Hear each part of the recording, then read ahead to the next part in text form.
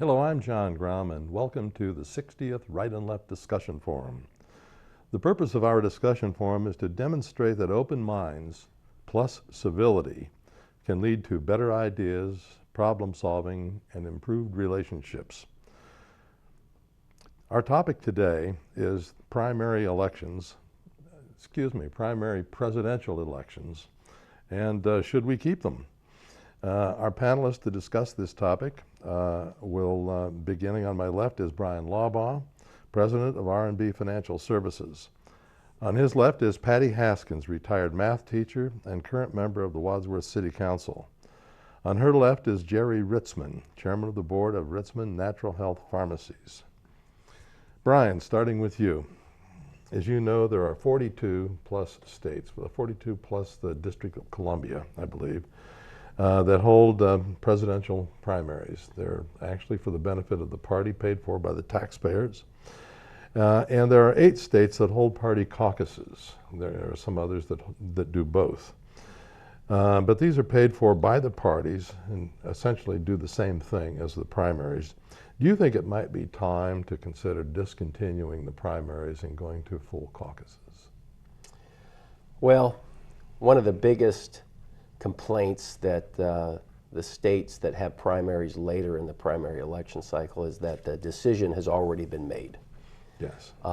That no matter what you do, who you vote for, the two main parties already know who their presidential nominee is going to be. And I think with today's technology, one of the other how primaries came about, obviously, you know, it's not in the Constitution. Basically, they put this program, this process together so that the presidential candidates could make it to all the different states and to be able to spread their message a lot easier. I think with technology, you probably could go to a different process, maybe not do away with the whole primary system, but to maybe upgrade it to where, through technology, through town hall meetings that can be done over the internet, to actually, get that individual's name and their message out there a little better so that the informed voter can make that decision as to who they would like to vote for. I think a lot of times people don't understand the primary process in that you're not actually, in essence, voting for that person. You're voting for a delegate to the convention. And we'll put a plug into someone's doing some sort of sawing or drilling. Oh my, I guess we'll just have to fight through that. We'll just have to fight through that. But put a plug in that the Republican National Convention is going to be held in Cleveland next year, and whether or not you'll be able to get in is still a question, but the whole primary process is an exciting process, but I think we can upgrade it and bring it into the 21st century and do it a little differently, maybe a little more cost efficiently. You mentioned about the states picking up the tab for a process that obviously can be paid or in some way subsidized by the two major political parties. So I'm not against the primary process. I think it just needs to be upgraded and brought up to speed. I'm interested in hearing what everyone else has to say. I got a question for you, Patty, before you start. Bryan pointed out that one of the reasons to have primaries, or one of the justifications for them, is that it would make it easier for the individual candidates to be able to make it to one state after the other without having them all on the same day. To have them on different days. Yeah, okay. To have them on different days. I guess my question is, how important is it that a candidate really go physically to a state? I know that they give speeches in front of groups of people, but aren't those people already committed voters to them? They're their supporters, and they're invited. Not always. They say the best form of campaigning is on any level, now it's much more difficult on a national level, is one-on-one or in person. That people tend to listen to you more when you show up. And there is the voter out there who votes for John Smith because John Smith actually took the time to come to their town and talk to them, so that makes that voter feel an ownership in that election. So I really think that is important. However, I agree with Bryan, the fact that you have primaries for a year practically, and by the time you get to Ohio, that usually the entire, and even though we moved it up, the decision on who is going to become the actual president candidate has been decided. You mentioned caucuses, and I looked. One of the advantages to caucuses, and you mentioned this about the cost, is that when you have a caucus, the cost of that is paid for by that political party, as opposed to having taxpayers pay for the primary election. And elections are expensive, so that is an advantage to the caucus. There are disadvantages. They tend to be more males that are chosen or that show up at the caucus. They tend to skewer to higher educated people, which could be good and bad because you are leaving out a particular portion of the population. They say there's only about a 10% turnout at caucuses. However, I'm not so sure what the percentages of turnout on the primaries is. I know just a local primary. That is, you mean 10% of registered voters turn out at caucuses? For that part, that are registered for that particular party. It also does exclude any independent from the primary procedure. Of course, if you're in a closed state, such as Ohio, an independent is excluded anyway. One of the things, I found with primaries, one of the problems I have is you do have this difference between open and closed primaries, where in an open primary you can go, anyone of any party can go in and vote, and in some cases you can vote Republican here, Democrat here. There's different forms of this. And I saw that some figures about the 2008 presidential election, and up until Super Tuesday in 2008, John McCain had not won a state. After Super Tuesday, he was going to be the candidate for the Republican Party. What they found in some of the early states, though, is that non-Republicans who crossed over to vote in the Republican primary, and this is by exit polls that they would do this, obviously they can't tell by the vote, voted for McCain. But amongst declared Republicans, McCain did not win in either New Hampshire or South Carolina. And this is two places that they studied that. So what was happening was the Republican candidate was actually being chosen by the Democrats. By the Democrats. There was a lot of this, I know, on the other side. There were many Republicans who crossed over to vote for either Obama or for Clinton at the time, because those were the two major candidates at that time. And you would have to say that Republicans, although I read where some Republicans wanted to get Hillary Clinton in as opposed to Obama, so they crossed over and voted for her. So what you end up with in an open primary, possibly, is the other party deciding the results. Having worked at the polls in a primary, it's difficult for some people that are independent in Ohio. That's the problem with the closed primary. You're leaving out a whole section of the population to vote for someone. The interesting thing is I saw arguments, though, that by constitutionalists that said the open primary was unconstitutional, and then I read in another thing that constitutionalists felt that the closed primary was unconstitutional. In one case you're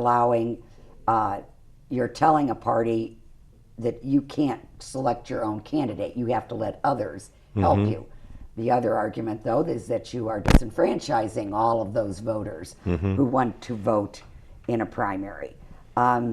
So, I like the idea of the primary over the caucus. I've never been a big fan of the caucus, but I think the big tweaking has to be when it's held. I know. Terry, what are your thoughts? Well, my thoughts are I would much prefer closed primaries, just because of the reasons that Patty is enumerated, of people crossing over and choosing the weakest candidate in the other party in hopes that they So will you be think maybe the Democrats thought that McCain would be easier to whip, right? It's possible, and it's possible that some people voted for Mrs. Clinton, thinking that if she gets a nomination, we'd have an advantage, either that their party would have an advantage. So I would prefer a closed primary. I don't know how to address the independents in that, Patty. Yeah. Primaries, I think, as a whole, you wonder why are we as taxpayers paying for that? You know, couldn't the parties reimburse the Secretary of State or whatever for the costs? I mean, there's a lot of PACs out there raising huge amounts of money that are spent to influence the public. Maybe they could divert some of that money back to the Secretary of States or the local election boards. It seems that primaries, as of their elections, have there's inordinate influence from special interest groups, political junkies or zealots in there, where the regular, quote unquote, regular party members don't get involved in the campaigning and so forth a lot. And so the candidates play to those people who are really interested in politics. I think that it's time for us as a country to get into the 21st century as far as primaries go. We're conducting primaries with the methodology that was cutting edge technologies in the 1800s. Caucuses, going to the voting booth, and that type of thing. Just the other day, I renewed my Ohio license plates online, did not leave my house. It was secure. I was the only person who could do it. I think one of the parties could make great strides in their credibility and in their following if they figured a way to do a national Super Tuesday primary electronically with a secure online system where individuals could vote in their primary online from home, from their computer, their smartphone, whatever. You look at the figures of the individuals who have computers, who have smartphones. You could get registered with the party. You would have a secure number to put in.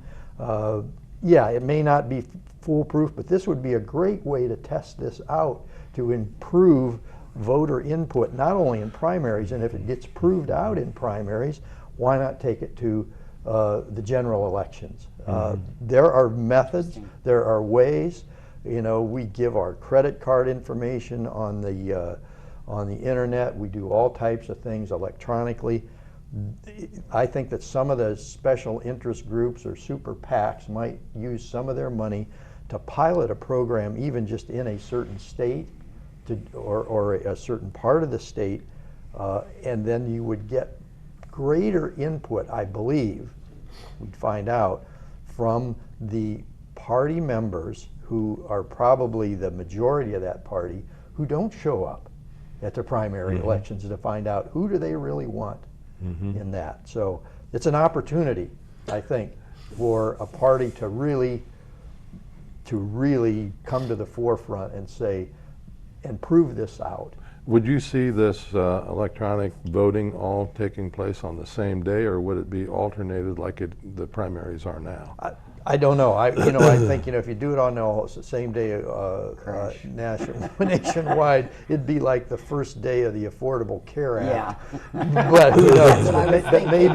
But maybe private industry would be able, or private people could design their system better than the Secretary of Health of CMS did, or whoever that was. But, or I don't know. But I think it's worth a try. I think it's worth discovering that. Oh, I think it's inevitable. Because we are using 18th or 19th century cutting edge technology in the 21st century, and we need to move up. And we want more participatory democracy. This is the way to do it. You know, I like that idea.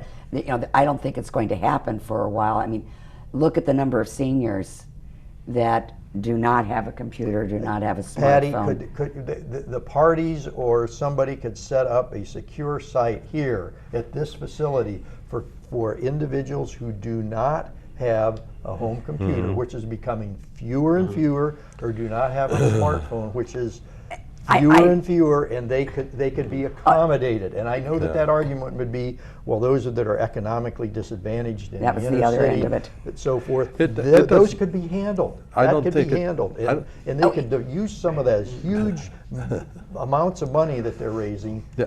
to prove this out. I don't disagree with you. I mean, Good. you could do that. It would make an extra hoop that those people would have to jump through. I'm just saying that because of that, I would highly doubt that they would go to this for a few years. I mean, we're obviously going to get to the point where everybody can use a computer and everybody has a smartphone. And But just about the time the old folks learn how to use a computer, we'll be moved on to something else they right. don't understand. that's true. And then- Speaking as an old You person, could do this in a, you know, and you could do this in a primary setting Yeah. that doesn't have the weight of a presidential election hanging try on it it. out. You know, just to try it out, run it out there. Run it in parallel, You Brian. know, exactly. Well, one of the problems that with the rollout of the Affordable Care Act, the government always goes to the people that have the least amount of experience. It seems they don't go to bidder. the companies like Oracle. They don't go to companies. You know, when Amazon can, you can go online and place an order for a book and have it to you the next day. yeah. I can't imagine that we don't have the By people drone, out there. Yeah, we don't have the brains out there to figure out this. Well, you know- and to make sure that it's safe and that it's secure and there's not somebody there hitting someone's name 100 times. I just know on working their the smartphone. polls that, you know, we have the machines in Medina County. I think they're super easy to use. right. I cannot tell you how many people walk in and have no idea how to use it. Yeah. And year after year, and you have to assist them, which means that two poll workers have to get up, and a Dem and a Republican, and go with them. And they have a great deal of difficulty, and they're afraid of the machine. Yeah. I don't know. I think no matter what kind of an election you have, There's gonna be- one group or another is going to feel like they're being discriminated against, Oh, and absolutely. they want special things. The question, though, there have been a couple of comments about special interest. Would cutting down on primaries or eliminating primaries and going to something like caucuses, would that have any kind of an impact on special interest money? Would it be reduced? There's an awful lot of money that goes into primary campaigns, and I'm wondering if there. I mean, nobody likes special interest money except if it's your special interest. Right. But would there be a way in modifying? I don't know. Apparently not. I can't think of one. I think that money's going to get there. It'd be Anyway. redirected some way. Do you know, one of the things I found interesting is in primaries is some states like Washington went to like a top 2 voters. And there's, you know, and if it could be 2 Dems or 2 Republicans, and, you know, and the problems with that, you know, there's all these plans out there, and they all have difficulties. The problem with that is the independent hardly ever gets a chance. Whereas now an independent can run against the Democrat and the Republican, so there'd be no chance for third parties. You know, the closed and the open, everybody thinks the open primary is better and that you'll get better participation because you don't have to declare a party.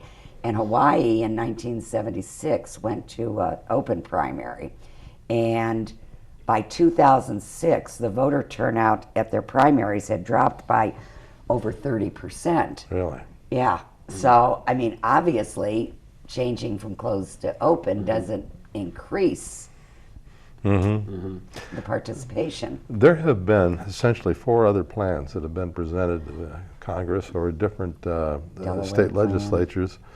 And American just wanted to touch on them very briefly in the time we have left. The American plan starts with smaller primaries and then moves up to larger ones in 10 steps.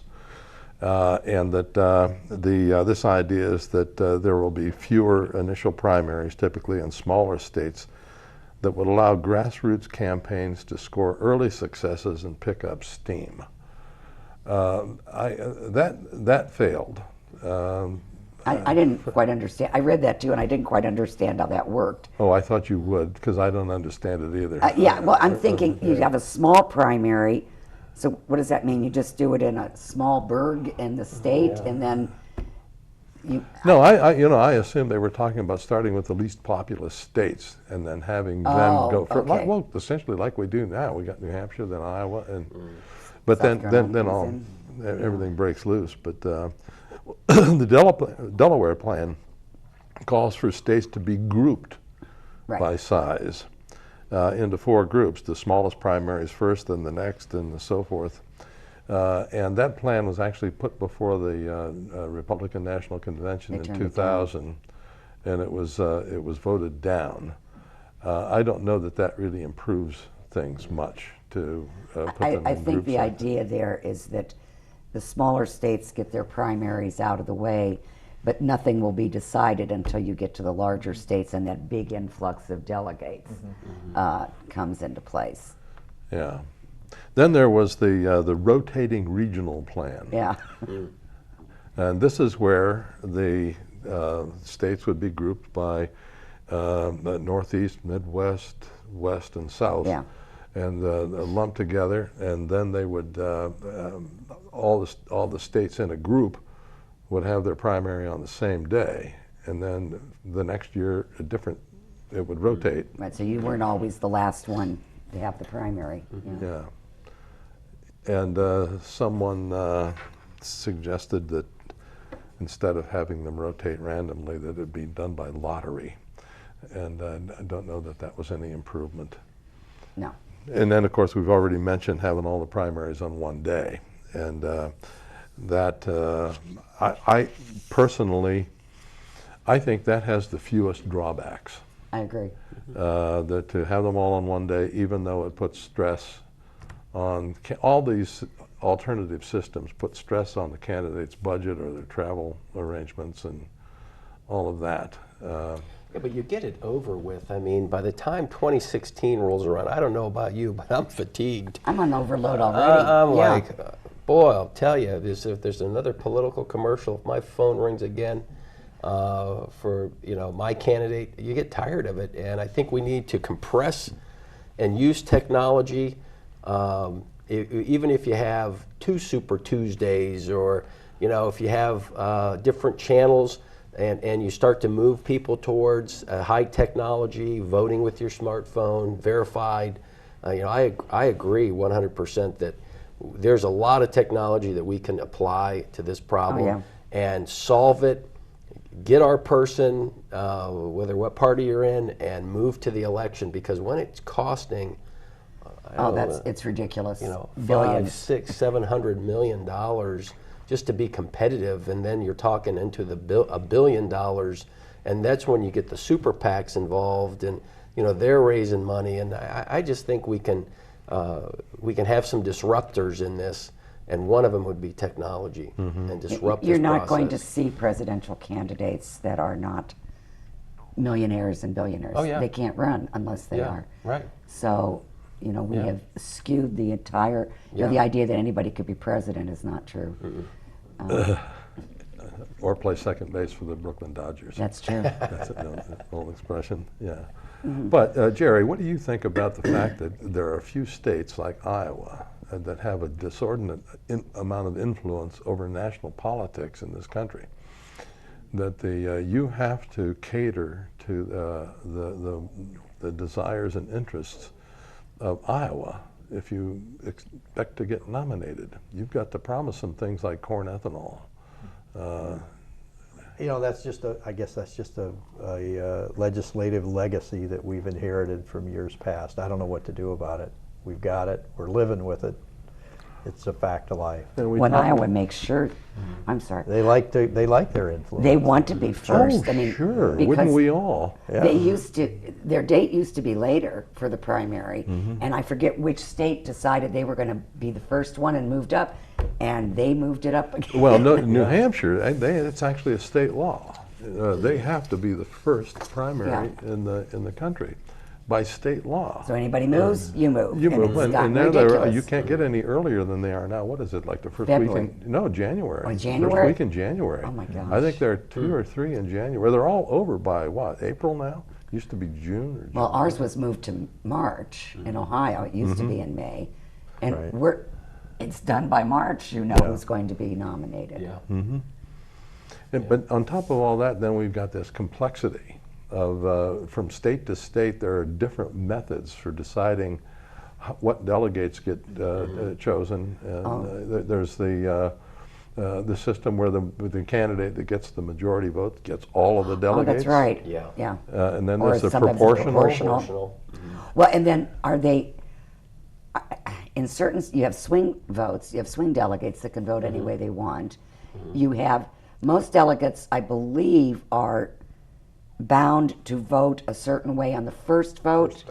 First Well, ballot. it depends on the state. It could be the Yeah. first, second, or it could even be up And then to they the can- third. Then they can vote for anyone, or if they've been released by the candidate that they're committed Now, to. am I wrong, but it's been a while before they've had to do more than one ballot, hasn't it?